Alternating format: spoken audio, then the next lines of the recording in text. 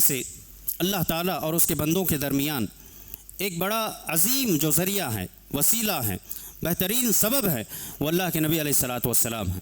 اللہ تعالیٰ کی طرف سے جو وحی نازل ہوتی تھی، جنہیں ہم احکام شریعت کہہ سکتے ہیں، قرآن کریم ہے، احادیث رسول ہیں، یہ سب ہم تک پہنچی ہیں۔ اللہ تعالیٰ کے احکام، اللہ تعالیٰ کی بندگی، اللہ کی توحید کو اگر ہم نے جانا ہے، سمجھا ہے، تو اس کے لیے بہترین ذریعہ اللہ کے نبی علیہ الصلاۃ والسلام ہے بلا شک۔ اب اس طرح سے بالکل اسی طرح نبی کریم صلی اللہ علیہ وسلم کے فرمودات، آپ کی تعلیمات، آپ کے احکامات، ان سب کو پہنچانے کے لیے امت اور نبی کے درمیان جو بڑا ذریعہ ہے، وسیلہ ہے، وہ صحابہ کرام ہیں۔ اللہ کے نبی علیہ الصلاۃ والسلام کے صحابہ ہیں۔ جس طریقے سے اللہ کی تعلیمات اور اس کی وحی کو واضح کیا نبی کریم صلی اللہ علیہ وسلم نے امت کے لیے، ویسے ہی نبی اور امت کے درمیان جو واسطہ بنا وہ صحابہ کرام کا تھا۔ صحابہ کرام نے نبی کریم صلی اللہ علیہ وسلم سے شب و روز میں علم حاصل کیا، وحی کو سمجھا، قرآن کریم کی تعلیمات کو حاصل کیا، اور آپ علیہ الصلاۃ والسلام سے اٹھتے بیٹھتے جو بھی تعلیمات، احکامات، مسائل انہوں نے سیکھے، انہوں نے اللہ کے نبی علیہ الصلاۃ والسلام سے اس امت تک پہنچایا۔ اور اگر یوں کہا جائے تو یہ شریعت، قرآن کریم، احادیث رسول جو ہیں، ان میں کا ایک بڑا حصہ صحابہ کرام کی زندگیوں میں پیش آمدہ مسائل ہی پر اللہ تعالیٰ نے حل کے طور پر نازل کیا تھا۔ صحابہ کی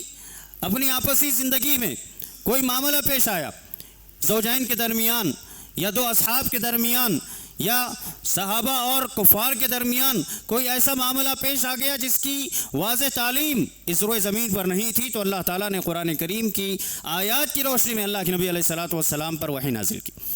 اور خود صحابہ کرام کے اپنے ذاتی گھریلو کچھ مسائل تھے، جن کو واضح کرنے کے لیے، سمجھنے کے لیے، معلوم کرنے کے لیے جب سوال پیدا ہوتا تو اللہ کے نبی علیہ الصلاۃ والسلام کے دربار میں آ جاتے، سوال پوچھتے۔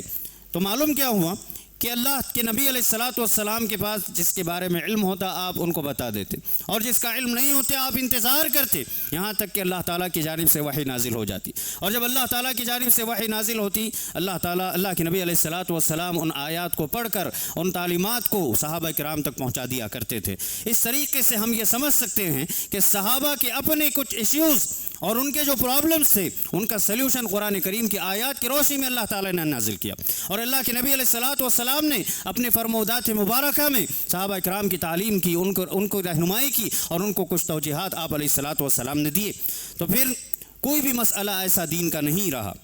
جو صحابہ کرام نے نہ پوچھا ہو، یا اللہ کے نبی علیہ الصلاۃ والسلام نے انہوں نے نہ سیکھا ہو اور انہوں نے امت تک پہنچایا نہ ہو۔ یہاں تک کہ صحابہ رسول ابو ذر غفاری رضی اللہ عنہ یہ کہا کرتے تھے کہ اگر آسمان کی فضاؤں میں اڑتے ہوئے پرندے کے پروں میں بھی کوئی فائدہ ہوتا، نبی کریم صلی اللہ علیہ وسلم بے شک ہمیں بتا دیتے کہ اس کے پر میں کیا فائدہ ہے۔ تو ہم جانتے ہیں بہت ساری تعلیمات اللہ کے نبی علیہ الصلاۃ والسلام نے بڑے بڑے احکامات جہاں بتائے، وہیں باریک باریک یہاں تک کہ ہر قدم پر انسان کو کیسے قدم رکھنا ہے، ایک مسلمان کو کیسے زندگی گزارنا ہے، صبح کا عالم ہو، دوپہر کا ہو، شام کا ہو، گھریلو مسائل ہوں یا بیرونی مسائل، ہر ایک چیز کی وضاحت نبی کریم صلی اللہ علیہ وسلم نے اپنے صحابہ کو کی، اور پوری امانت داری کے ساتھ صحابہ کرام نے ان تعلیمات کو سنا بھی، سیکھا بھی۔ خطبہ کے دوران آپس میں بات نہ کریں، یہ جمعہ کے آداب و احکامات میں سے ہیں، ان بات کا خاص خیال رکھیں، ورنہ پھر جمعہ کا جو فضل ہے اور اس کے جو برکات ہیں، اجر و ثواب ہے، وہ ضائع ہو جائے گا۔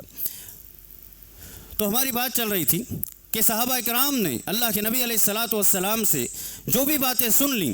اور جو تعلیمات اللہ کے نبی علیہ الصلاۃ والسلام سے شب و روز آپ کی صحبت میں رہ کر کے انہوں نے سیکھا تھا، پوری امانت داری سے انہوں نے اللہ تعالیٰ کی حکم کے بعد، نبی کریم صلی اللہ علیہ وسلم سے سیکھنے کے بعد اس امت تک، ہم تک، اللہ کے صحابہ کرام نے ہم تک پہنچا دیا ہے۔ تو پھر صحابہ کرام نے اللہ کے نبی علیہ الصلاۃ والسلام سے جس سچے دل سے، صدق دل سے ایمان قبول کیا تھا، جو اسلام انہوں نے قبول کیا تھا، اللہ تعالیٰ نے ان کے ایمان کو یہود و نصارہ کے لیے معیار بنایا۔ اللہ نے فرمایا، سورہ بقرہ کی آیت ہے کہ آپ نے فَإِنْ آمَنُوا بِمِثْلِ مَا آمَنْتُمْ بِهِ فَقَدِ اهْتَدَوْا، کہ اگر یہ یہود و نصارہ بھی اسی طرح ایمان لائے جس طرح تم ایمان لائے ہو، صحابہ جس طریقے سے ایمان لائے، ان صحابہ کے ایمان کو معیار بنا کر کے اللہ تعالیٰ نے فرمایا کہ تم نے جس طریقے سے ایمان قبول کیا ہے، تم نے جس طریقے سے اللہ تعالیٰ کی توحید کو تسلیم کیا ہے، اگر یہ یہود و نصارہ بھی تسلیم کریں، قبول کر لیں، تو پھر یہ بھی جو ہیں مسلمان ہو سکتے ہیں۔ وَإِن تَوَلَّوْا فَإِنَّمَا هُمْ فِي شِقَاقٍ، لیکن اگر یہ اس راستے سے ہٹ جائیں، یعنی منہج صحابہ سے ہٹ جائیں، صحابہ کے ایمان کے طریقے سے ہٹ جائیں، جس طریقے سے صحابہ نے عمل کیا اس طریقے کے مخالف اگر کوئی عمل کرتا ہے تو اللہ نے فرمایا کہ کھلی گمراہی میں ہے، کھلی گمراہی میں ہے، ان کی جڑیں کمزور ہو جائیں گی۔